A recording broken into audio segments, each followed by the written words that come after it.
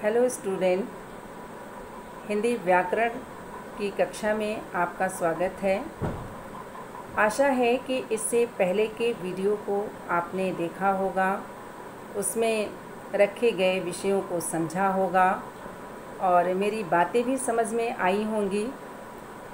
आज हम संधि के बारे में पढ़ेंगे। आज हम आपको संधि के बारे में पढ़ाएंगे।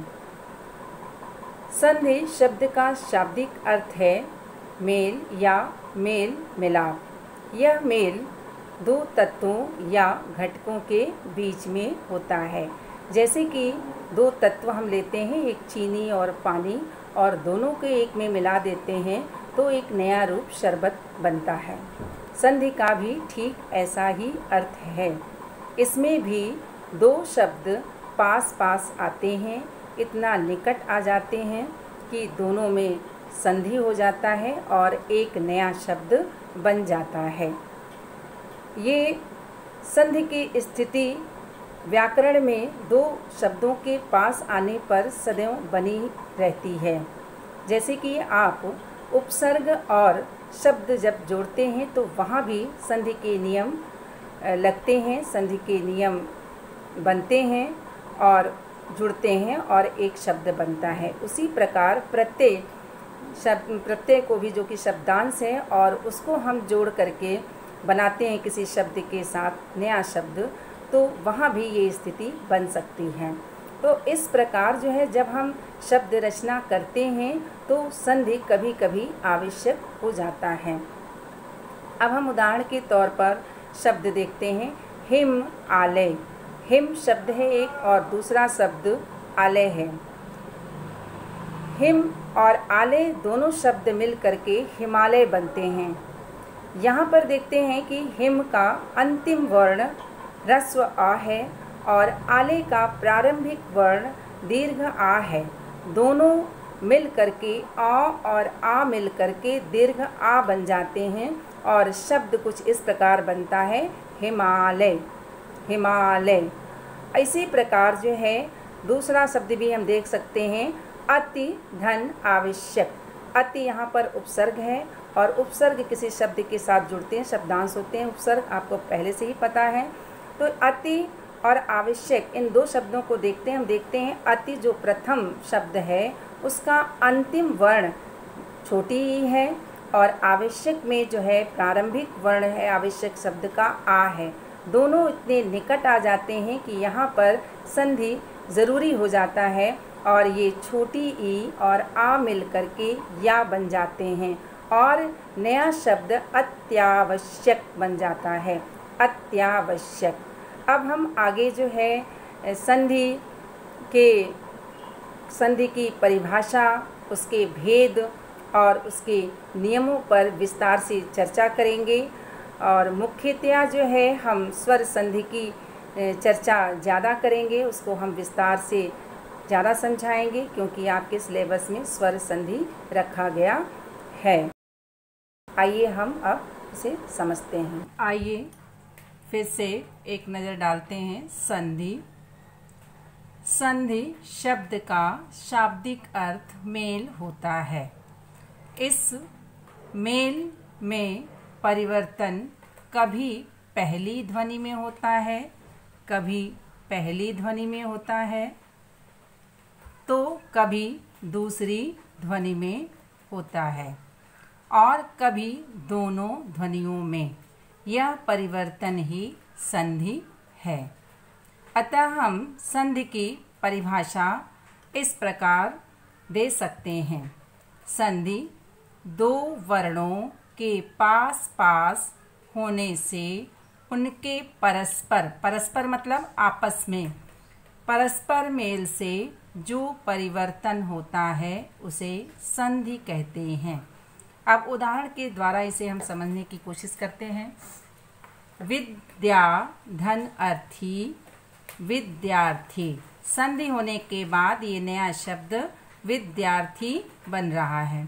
अब यहाँ पर हम देखते हैं, जैसा कि परिभाषा में लिखा हुआ है, दो वर्णों के पास पास होने से। यहाँ पर दो शब्द हैं और इन दोनों को जब आपस में हम मिलाते हैं मिलाते हैं तो ये दो वर्ण पास पास आ रहे हैं। पहले शब्द का अंतिम वर्ण आ, ये य के साथ आ स्वर मिला हुआ है, इसलिए यहाँ पर आ स्वर है। धन अ, ये दोनों पास पास आ रहे हैं। दूसरे शब्द का प्रारंभिक वर्ण आ, इसलिए यहाँ पर दोनों को मिला करके आ और अ मिल करके आ हुए और शब्द बना विद्यार्थी। यहाँ पर परिवर्तन हुआ है। इन दोनों वर्णों के पास पास आने से परिवर्तित होकर के ये या बन गया। दूसरा शब्द है वीर धन उचित वीरोचित। यहाँ पर भी आप देखिए, पहले शब्द का अंतिम वर्ण अ, दूसरे शब्द का प्रारंभिक वर्ण उ और ओ, दोनों मिला करके ओ बन जाता है और हम यहाँ पर इस तरीके से लिखते हैं वीरोचित। इसकी मात्रा केवल लगती है यहाँ पर, वीरोचित, वीर धन उचित वीरोचित। तीसरा शब्द है, इसी प्रकार उदाहरण देखते हैं, सत, स है ये, सत धन जन। सत मतलब सच्चा, जन मतलब लो। इसको मिलाते हैं हम, यदि दोनों को जोड़ते हैं, संधि करते हैं तो सज्जन शब्द बनता है। सज्जन, स आधा ज न, सज्जन। अब यहाँ पर भी हम देखते हैं, पहले शब्द का अंतिम वर्ण त, जो कि व्यंजन है, त व्यंजन है, हलंत लगा हुआ है, यहाँ पे स्वर नहीं मिला हुआ है, इसलिए इसे व्यंजन कहते हैं। ये आधा वर्ण है, स्वर मिलने पर जो है ये तब भी व्यंजन होता है, लेकिन यहाँ पर ये आधा है। फिर धन ज, ये भी व्यंजन है, तो दोनों व्यंजन मिलने पर, यदि यहाँ पर ये पूरा त होता तो यहाँ स्वर हो जाता। ठीक है, स्वर और व्यंजन नहीं, व्यंजन और व्यंजन का मेल होने पर जो है वो सज्जन शब्द बना। परिवर्तन किसमें हुआ? प्रथम वर्ण में। जैसा कि आपने यहाँ पर जो है देखा कि पहली ध्वनि में ये परिवर्तन यहाँ पर क्या हुआ, पहली ध्वनि में हो गया और ये आधा ज, तो का आधा ज हो गया और ये ज और ना सज्जन बन गया। इसी प्रकार दुह, दुह ये विसर्ग है, धन जन, दुर्जन शब्द बना। यहाँ पर जो ये विसर्ग है, यदि विसर्ग से पूर्व कोई स्वर होता है, जैसे ये स्वर है, ये स्वर है, उ छोटा उ स्वर है, विसर्ग से पहले यदि स्वर होता है तो ये जो विसर्ग है वो र वर्ण में बदल जाता है, आधा र या पूरा र। यहाँ पर फिर उसके बाद व्यंजन है, जन, ज के साथ जो है विसर्ग का जब मेल होता है तो ये दुर्जन शब्द बना, र में परिवर्तित हो गया। ये जो आह है वो आधा र में परिवर्तित होकर के ऊपर ये रेफ वाला रह गया और ये जन और ये दो। इस प्रकार जो है हम संधि करके नए शब्दों की रचना करते हैं। दो दो शब्द को मिलाते हैं आपस में और इस प्रकार शब्दों की रचना करते हैं। जैसा कि पहले बताए कि रचना करते समय शब्दों की जो है ये संधि कभी कभी आवश्यक हो जाती है।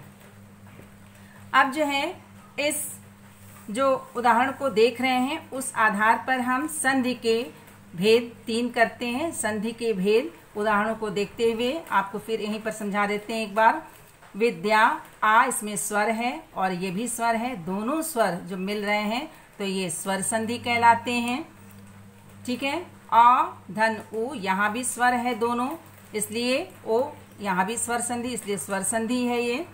इसी प्रकार ये व्यंजन, जब व्यंजन और व्यंजन वर्णों का मेल होता है तो वहां पर जो है व्यंजन संधि होती है।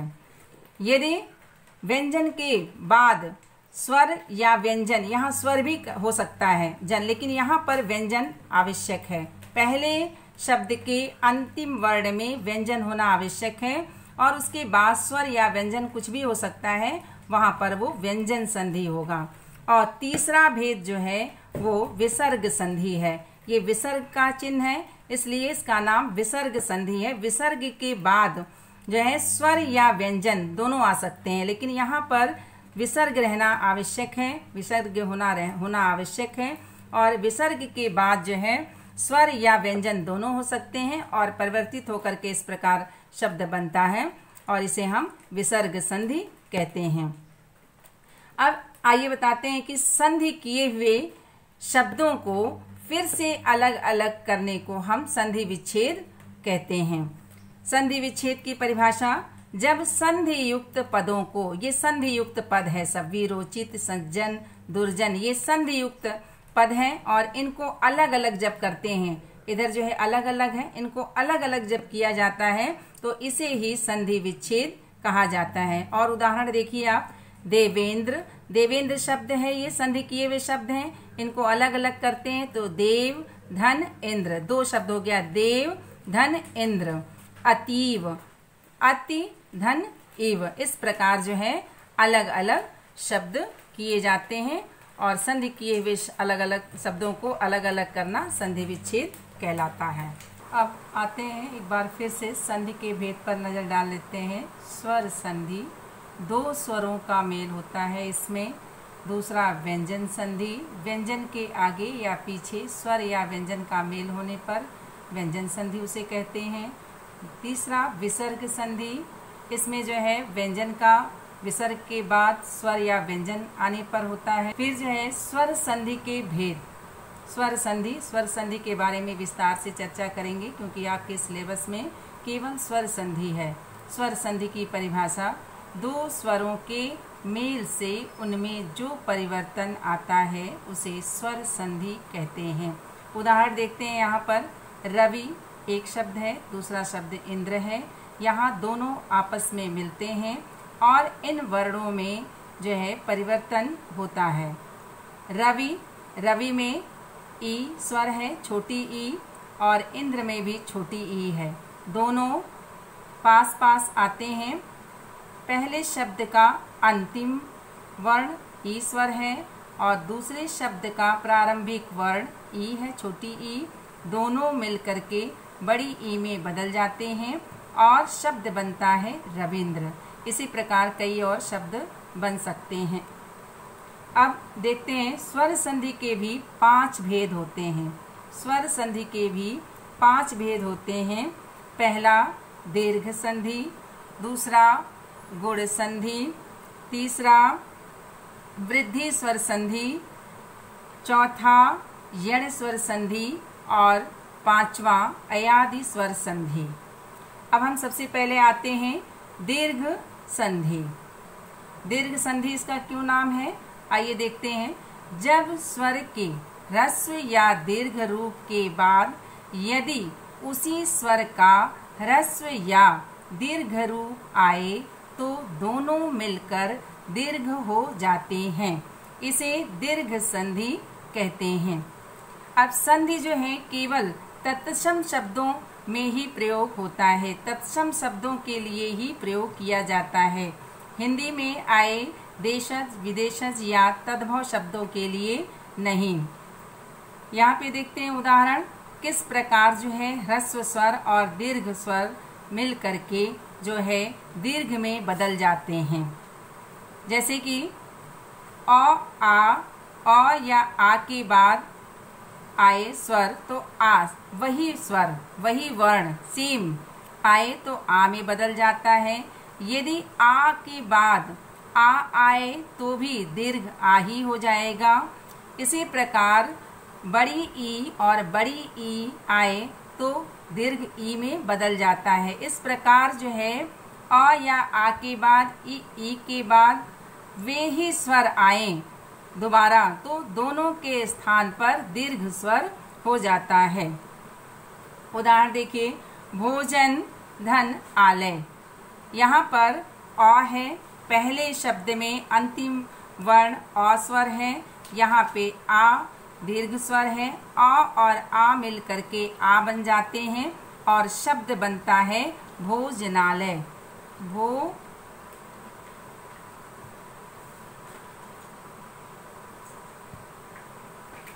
भोजनालय। इसी प्रकार सीमा धन अंत, आ धन आ, यहाँ का आ स्वर है, ये अ स्वर है। आ और आ मिल करके दीर्घ आ बनते हैं और ये होता है सीमांत शब्द, सीमांत शब्द। इसी प्रकार नदी धन ईश, यहाँ पर बड़ी ई और ये भी बड़ी ई दोनों पास पास आते हैं और बड़ी ई में बदल जाते हैं और शब्द बनता है नदी धन ईश, नदीश, नदीश। यहाँ पर ये देखिए दी बड़ी ई में बदल गया, नदीश। पुस्तक धन आलय, आ धन आ। यहाँ पर देखिए अ है पहले शब्द में अंतिम वर्ण और दूसरे वाले शब्द में प्रारंभिक वर्ण आ है, तो अ और आ मिल करके आ बन गया। और पुस्तकालय, पुस्तकालय।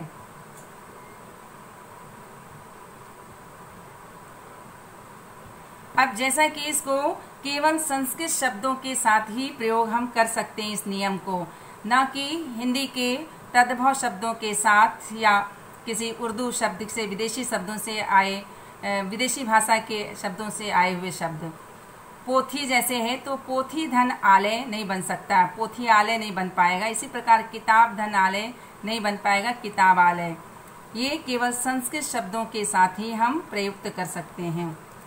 अब दूसरा आता है गुण संधि। जब अ अथवा आ का संयोग ई और बड़ी ई, छोटी ई, बड़ी ई, ऊ, बड़ा ऊ तथा री से होता है तो क्रमशः ए, ओ और अर हो जाते हैं। इसे गुण संधि कहते हैं। क्रमशः का मतलब होता है कि ई अ या आ के बाद ई आए तो ए होता है, अ या आ के बाद ऊ आए तो ओ हो जाता है, और अ या आ के बाद री आता है तो अर हो जाता है। उदाहरण। अब गुण स्वर संधि के इन उदाहरणों को देखते हैं। दो शब्द हैं, नर धन इंद्र बनता है नरेंद्र। किस प्रकार बन रहा है ये हम देखते हैं। र के बाद अ स्वर है, अ स्वर है, ठीक है, ये छोटी ई है। और यहाँ पे देख रहे हैं आप आ धन ई मिलकर के क्या होते हैं, ए। अब हम पहले भी जान चुके हैं कि अ या आ के बाद कोई भी ई, उ और री ये वर्ण आए तो क्रमशः ई के स्थान पर ए हो जाता है, उ के स्थान पर ओ हो जाता है और री के स्थान पर अर हो जाता है। इसको आके देखते हैं, समझते हैं हम। फिर महा धन इंद्र, महेंद्र शब्द बना संधि के बाद। इसमें आ स्वर है, ये छोटी ई स्वर है और दोनों को मिला करके हम दोनों के मिलने से जो है ए में बदल जाता है। परिवर्तन क्या होता है, आ और ई किस में परिवर्तित हो जाते हैं, ए में परिवर्तित हो जाते हैं। जैसा कि नियम में बताया गया है कि अ या आ के बाद यदि ई या बड़ी ई कोई भी दोनों में से स्वर आए तो ए में बदल जाता है। तीसरा उदाहरण देखिए, महाधन ईश। इसमें आ है पहले शब्द में अंतिम वर्ण आ है, दूसरे में बड़ी ई है। यहाँ पर देखिए ई था, छोटी ई था, यहाँ पे बड़ी ई हुआ तो भी जो है ये ए में ही परिवर्तित हो रहा है। ये दोनों वर्ण मिल करके ए में बदल जाते हैं। इस प्रकार शब्द बनता है महेश। अब इसकी मात्राएं लगती हैं, ना कि स्वर को हम ऐसे ही लिख देते हैं। देखिए मात्राओं में बदल जाती है। मात्रा ए की मात्रा ये होती है और हम महेंद्र ह पर ए की मात्रा लगा देते हैं, महेश ह पर ए की मात्रा लगा देते हैं। इस प्रकार महाधन ईश से महेश बन जाता है। इसी प्रकार आइए चौथे उदाहरण को देखते हैं। पर धन उपकार। इसमें अ स्वर है और ये ऊ स्वर है, आ और ऊ मिल करके ओ बन जाते हैं और शब्द बनता है परोपकार। प र आ और ऊ मिल करके ओ की मात्रा लग जाती है, ओ की मात्रा बन जाती है और ये कार शब्द परोपकार बनता है। इसी प्रकार महाधन उत्सव में आ और ऊ है, पहले शब्द में अंतिम वर्ण आ स्वर है, दूसरे में ऊ है और दोनों मिल करके ओ में बदल जाते हैं और शब्द बनता है महोत्सव। हा पर ओ की मात्रा लग जाती है।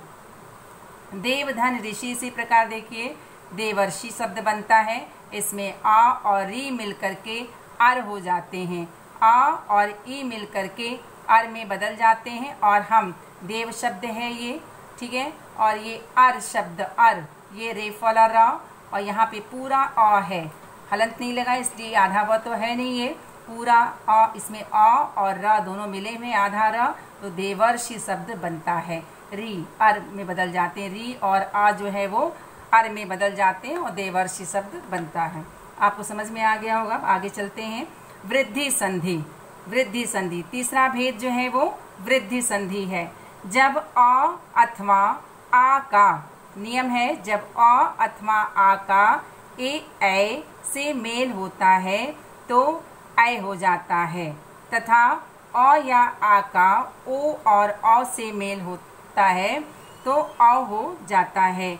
इस मेल को वृद्धि संधि कहते हैं। अब यहाँ पर ये ध्यान देना है कि इसमें जो गुण स्वर संधि में था अ या आता था, अ या आ के बाद, ठीक है, ई उ और री आता था तो क्रमशः ए ओ और अर में बदलता था। यहाँ पर भी पहले अ और आ आता है, लेकिन इसके बाद, ठीक है, इनको छोड़ करके ई उ और री को छोड़ करके बाकी जो स्वर बचते हैं हमारे मात्राओं में, स्वरमाला में ए, ठीक है, ए आते हैं इसके बाद, तो ये ए में बदल जाता है। तथा आ के बाद यदि उ आता है तो ओ और अ में बदल जाता है, ए और ए में बदलता है, ओ और अ में बदलता है। इस मेल को ही वृद्धि संधि कहते हैं। अब यहाँ पे देखिए एक धन एक, यहाँ पर देखिए पहले शब्द में अंतिम वर्ण अ है, ठीक है। एक यहाँ पर ए स्वर है, पहला आरंभिक वर्ण जो है इस शब्द का, दूसरे शब्द का ए है, जैसा कि नियम बताया गया है। अ या आ के बाद ए या ए आए तो ए हो जाता है, ठीक है, ए हो जाता है यहाँ पर ए, और इसकी मात्रा लगती है शब्द में, इसकी जो परिवर्तन होता है उसमें मात्रा लगाई जाती है, ना कि स्वर को ऐसे ही लिखा जाता है। देखिए एक धन एक, यहाँ पर क पर ए की मात्रा एक पहले से ही है, फिर जो है एक और जुड़ा तो यहाँ पर अ और ए मिल करके ए हो जाता है। तो ये मात्रा हम इसकी मात्रा यहाँ पर लगाते हैं और एक ये क बचा हुआ है, इसको यहाँ पे लिख देते, एक शब्द बनता है, मतलब एक। इसी प्रकार दूसरा तथा धन एव, इसमें आ है, यहाँ पर ए है, आ और ए देखिए यहाँ पे क्लियर दिख रहा होगा आपको, और यहाँ पे तथैव शब्द बनता है, तथा धन एव तथैव बनता है, आ और ए मिल करके ए होते हैं और ये ए की मात्रा तथैव शब्द। इसी प्रकार महाधन ओजस्वी, यहाँ पर आ धन ओ, यहाँ पे पहला ओ है, ये आ स्वर है, ये ओ स्वर है, और दोनों मिल करके अ में बदलते हैं, आ धन ओ अ में बदलते हैं, इसकी मात्रा अ लगती है, अ की मात्रा ये होती है, अ की मात्रा ये होती है।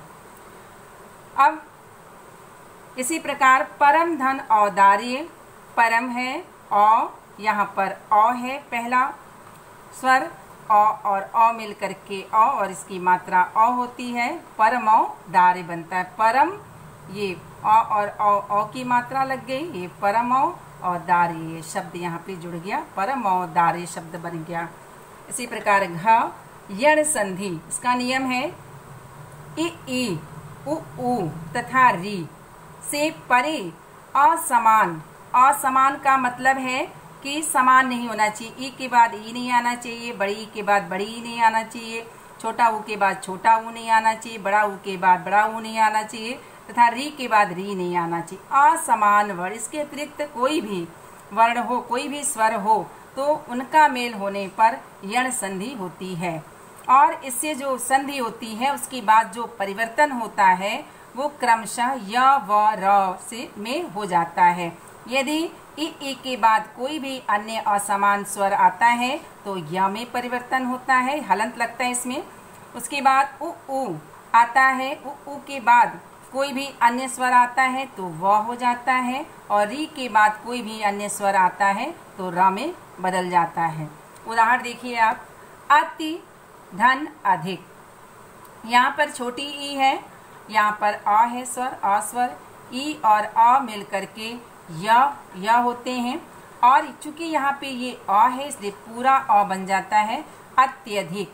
अब देखिए यहाँ पे अति, यहाँ का जो स्वर है ई, छोटी ई और अ मिल करके ये य बनते हैं। ठीक है, यहाँ पे जब स्वर इसको हम इसमें मिल जाता है तो ये स्वर हट गया तो ये आधा त बच जाता है, इसलिए यहाँ पर आधा त आधा त और य ये है य, इसका स्वर मिल गया पूरा य बन गया अधिक अत्यधिक। इसी प्रकार अति धन आवश्यक ई धन आ या बन गया। चूंकि ये य में बदलता है लेकिन इसका स्वर आ है इसलिए इसको या स्वर लग गया तो ये हलंत हट करके पूरा हो जाता है या। अत्यावश्यक अति ई और आ मिल करके या बन गए, इसलिए ये इसका स्वर इसमें मिल गया है, ये आधा त बच जाता है इसलिए अ आधा त या व आधा श य का अत्यावश्यक। इसी प्रकार वी धन ऊह ई धन ऊ यहाँ पर है, ई धन ऊ छोटी ई और बड़ा ऊ मिल करके यू बन गया। य पहले बनता है फिर इसकी मात्रा देखी जाती है, दूसरे शब्द के पहले वर्ण की मात्रा देखी जाती है, उसी के अनुसार यहाँ पर यू लग गया और हम व्यूह शब्द बनाते हैं। इसका आधा व ई और ऊ मिल करके यू बना और ये ह व्यूह शब्द बन गया। इसी प्रकार सुधन आगत ऊ है छोटा ऊ और आ मिल करके वा बना, आधा स ये हुआ और ऊ और आ मिल करके वा बन गया और गत स्वागत। मात्र धन आज्ञा, इसी प्रकार मात्र री है, मात्र री स्वर है और आ रा बन गया। मात्राज्ञा माँ और त्रि और आ मिल करके त्रा हो गया ज्ञा, मात्राज्ञा शब्द बना। अब आइए हम अयादि संधि पर चलते हैं। अयादि संधि ए ओ औ का मेल किसी स्वर से होने पर ए का ऐ का आय, ओ का औ तथा अव का आव में परिवर्तित हो जाता है, आव में परिवर्तित हो जाता है। अब इसको समझते हैं कि किस प्रकार ए ओ औ का मेल किसी स्वर से, किसी भी स्वर से मतलब पहले शब्द में यदि ए या ऐ आए और दूसरा वाला जो शब्द है उसमें कोई भी अन्य स्वर इसके अतिरिक्त आए तो हम ऐ में बदलते हैं। यदि ए के बाद आता है तो ऐ में बदलते हैं। यदि ऐ शब्द है, ऐ शब्द पहले शब्द में ऐ स्वर है और अ स्वर है तो यहाँ पर ऐ धन अ आय हो जाता है। फिर गए धन एका, यहाँ पर आई हो जाता है, ऐ और ई मिल करके आई। पो धन अन, इसी प्रकार ओ और अ से मेल होने पर अव हो जाता है, अव और अ से मेल होने पर आव हो जाता है क्रमशः। तो पहला जो शब्द है उसमें यदि ए आता है, यदि ए और के बाद कोई भी अन्य स्वर या अ भी हो सकता है, यहाँ पर आ भी हो सकता है, ई भी हो सकता है, ऊ भी हो सकता है, कोई भी अन्य स्वर हो सकता है, तो ये हमेशा ही ऐ में बदलेगा। ऐ स्वर है, यदि दीर्घ है ना, ये ऐ है, इसके बाद अ आता है तो आय में बदलता है, ध्यान दीजिएगा। ठीक है, आय में बदलता है। इसी प्रकार ओ के बाद यदि अ आता है तो अव में, और यदि अ के बाद अ या आ या ई या वो जो भी आता है सब अ में बदलता है। मात्राएं लगती हैं, इसके हिसाब से ये बदलती रहती हैं। यहाँ पर ये हलंत है, सब ये हलंत है, इस प्रकार मात्राएं बदलती हैं। अब उदाहरण एक बार फिर से समझ लेते हैं। ना, यहाँ पे ए है और यहाँ पर आ है, ए और आ मिल करके नयन बनता है। अब देखिए कैसे नयन शब्द बना, न, ठीक है, न, इसका स्वर ए है और ये मिल करके ऐ बना। यहाँ पर हम देख रहे हैं ऐ और ये न मिल करके नयन शब्द बना। इसी प्रकार नय धन अक, यहाँ पर देखिए ये ऐ स्वर की मात्रा है, ये स्वर है ऐ और ये आ है, यहाँ पे आय बना है। चूंकि ऐ के बाद यदि कोई अन्य स्वर आता है तो आय बनता है।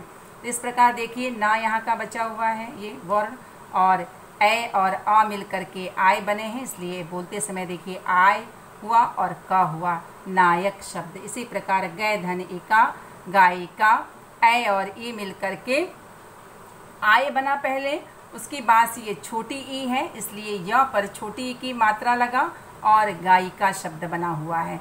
जो भी इधर वाले स्वर होंगे उनके अनुसार ये मात्राएं अय, आय, अव, आव पर लगेंगी। पो धन अन पवन, ओ धन अ अव, ओ धन अ। यहाँ पे देखिए ओ, ये अ स्वर है, ये ओ स्वर है, मिला पवन क्योंकि अव बना, ओ और अ मिल करके अव बनता है। तो प अ व न पवन। फिर उसके बाद से प है, ये प धन अक, यहाँ पे अ स्वर हुआ, यहाँ पे अ स्वर हुआ, अ और अ का मेल होता है तो आव बन जाता है और पावक शब्द हुआ। चूँकि अ यहाँ पे स्वर है इसलिए अ पूरा हो जाएगा, पावक हो जाएगा। ये यहाँ पर भी ओ और अन है, अवन पवन हो जा रहा है, वह पूरा हो जा रहा है। अब अभ्यास पे आते हैं। शायद आप समझ चुके होंगे और इसमें जो प्रश्न दिए जा रहे हैं, जो लिखे गए हैं, वो आपको सीधे सीधे मिल जाएंगे। क्योंकि पहले से ही बता चुके हैं संधि का अर्थ क्या है, आप जान ही रहे हैं संधि का क्या अर्थ है। संधि का शाब्दिक अर्थ होता है मेल, और व्याकरण में संधि जो है वर्णों के मेल को कहते हैं। दूसरा जो है प्रश्न है स्वर संधि के कितने भेद होते हैं, तो आप बता लेंगे आसानी से कि स्वर संधि के 5 भेद होते हैं। पहला कौन सा होता है स्वर संधि का? दीर्घ स्वर संधि।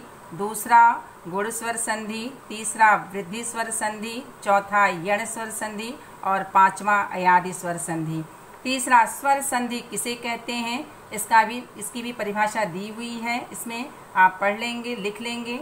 वृद्धि संधि और यण संधि के बारे में बताइए। वृद्धि संधि और यण संधि की भी परिभाषा दी हुई है। परिभाषा लिखने के बाद से उसके दो उदाहरण आप लिख सकते हैं। और इसके अंतर के बारे में भी किताब में जो है प्रश्न लिखा हुआ है, लेकिन अंतर आपके लिए स्पष्ट करना मुश्किल है। फिर भी यदि आप अलग अलग लिख करके इसके अंतर को समझ सकते हैं तो आप इसको कर लीजिएगा। धन्यवाद। आज का वीडियो बस इतना ही।